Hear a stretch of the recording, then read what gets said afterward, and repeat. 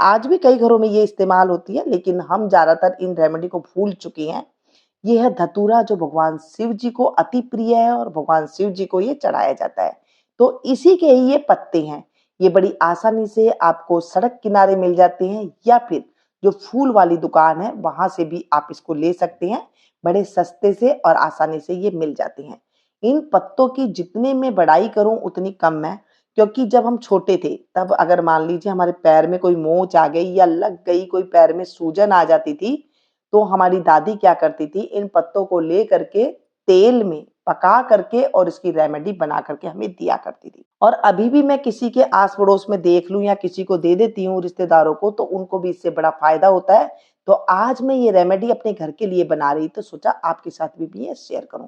इसे बनाने के लिए हम एक लोहे का बर्तन लेंगे, कोई भी ले सकते हैं। मैंने यहाँ पर इंडस वैली का एक पैन लिया है, और अगर आपके पास लोहे का बर्तन नहीं है तो आप इसे स्टील के बर्तन में भी बना सकते हैं, लेकिन लोहे के बर्तन में बनाएंगे तो ज्यादा ये असर करेगा। और इसमें मैंने 2 चम्मच के करीब तिल का तेल लिया है।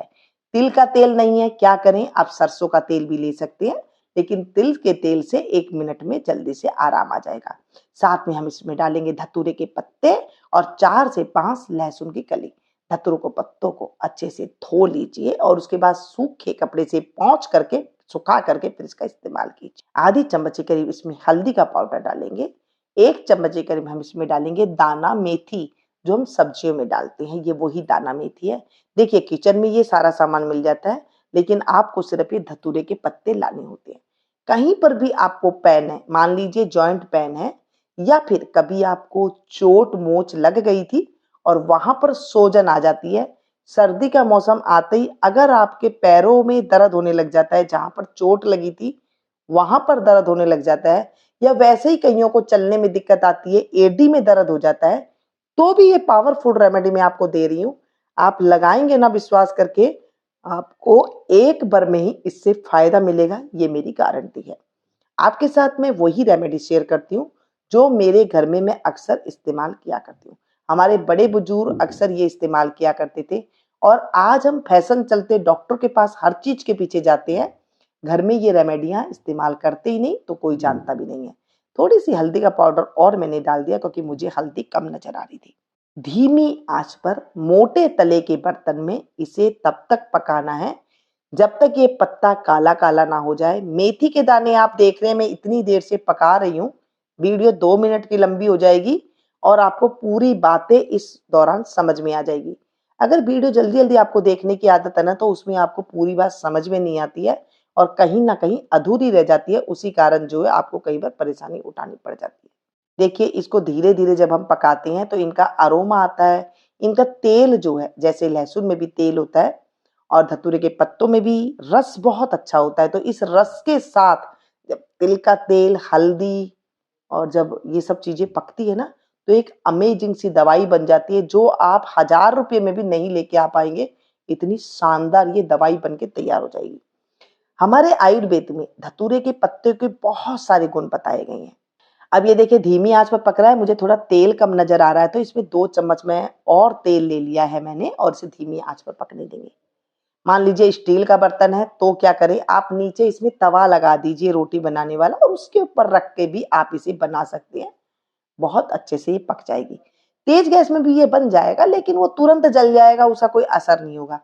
आप चाहें इसका और अच्छा रिजल्ट लाना चाहते हैं, आपके पास टाइम है, तो इसे आप पूरी रात के लिए ढक करके इसे रख सकते हैं, या फिर तुरंत अभी लगाना है, अभी किसी को पैर में मोच आ गई है या फिर आपको समझ नहीं आ रहा है क्या करें, तो आप इसे तुरंत बना करके भी आप इसे लगा सकते हैं, लेकिन रख के लगाएंगे तो उसका असर ज्यादा आएगा।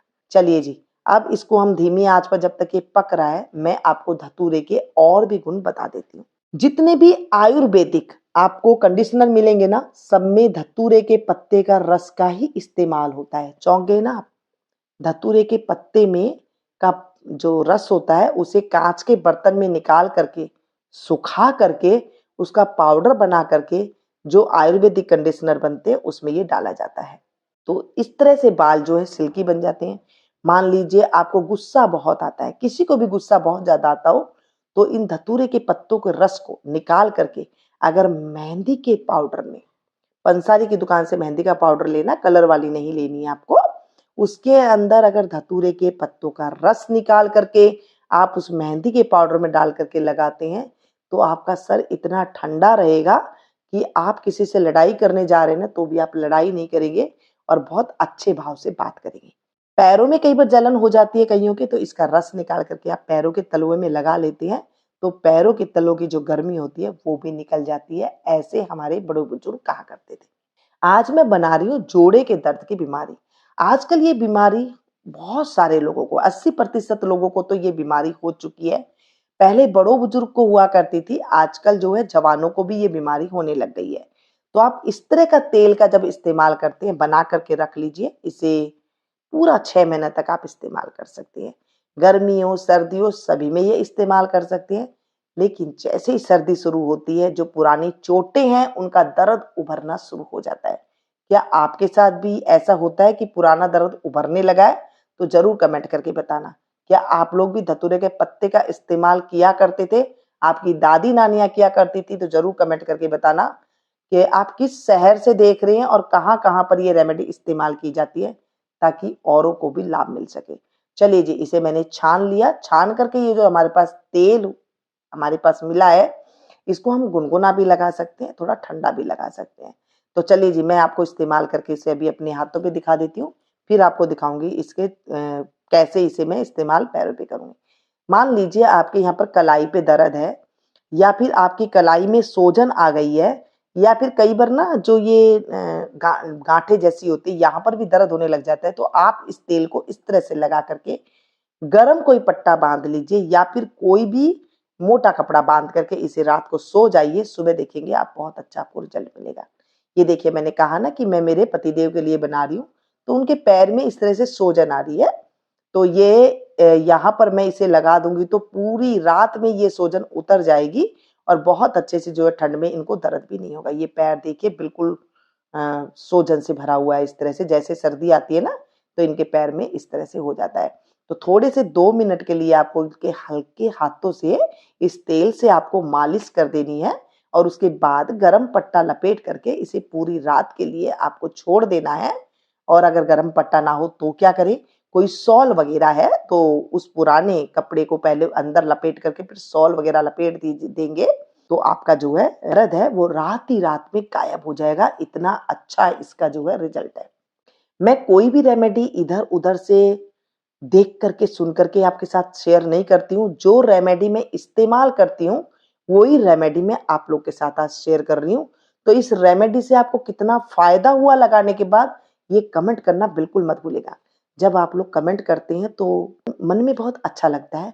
ऐसे लगता है कि मेरी फैमिली को मेरी रेमेडियाँ अच्छी लग रही है और उनको फ़ायदा मिल रहा है।